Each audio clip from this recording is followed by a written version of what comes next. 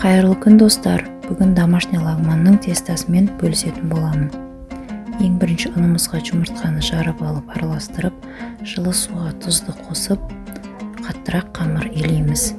Қамырымыз қатты болуы маңызды.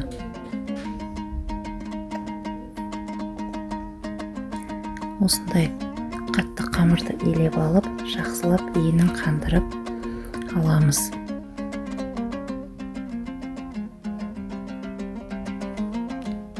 Енді бетін жауып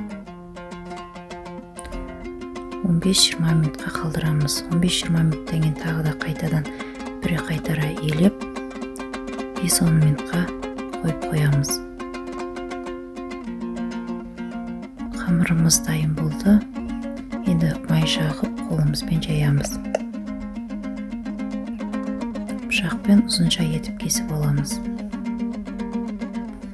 Ұзынша етіп кесілген қамырларымызды қолмен бір-бір қысып шығамыз. Үстеліміздің үстіне май жағып, қамырларымызды біркелкі етіп, созып, ортасына май жағып, орап шығамыз. Барлығын осылай біркелкі созып ораймыз.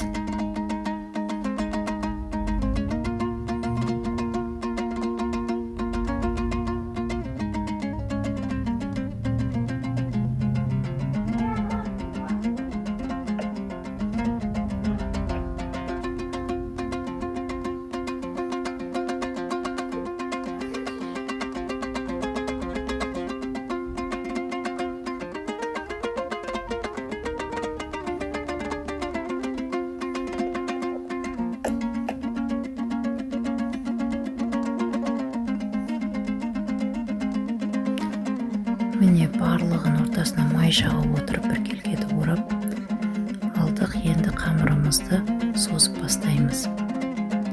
Екі қолымыздың көмегімен осылай қамырларымызды созамыз.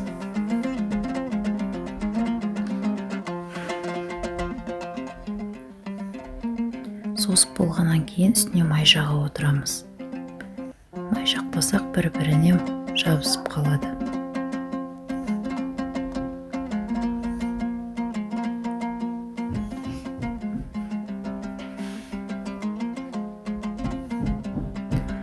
Осылай барлығын созып шығамыз.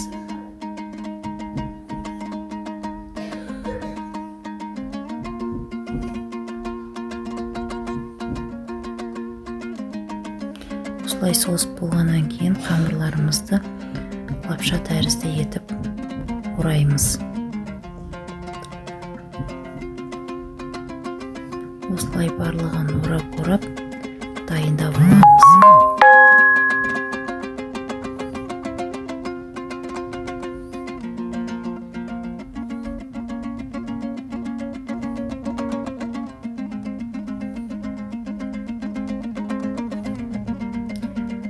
Осылай барлығын дайындап жатқан кезде қазанға су құйып қайнатуға қойып қоямыз.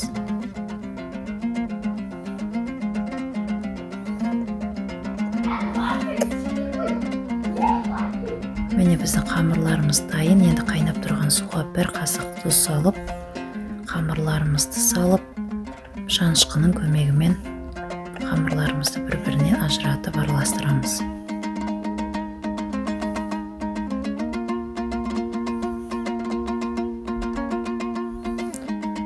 Қамырларымыз міне осылай қайнайды. Суда 2-3 минут қайнатқаннан кейін қамырларымыз дайын болады. Қамырымызды түсіріп алып, кішкене сұйық май жағып араластырамыз. Міне біздің қамырларымыз дайын. Ас болсын.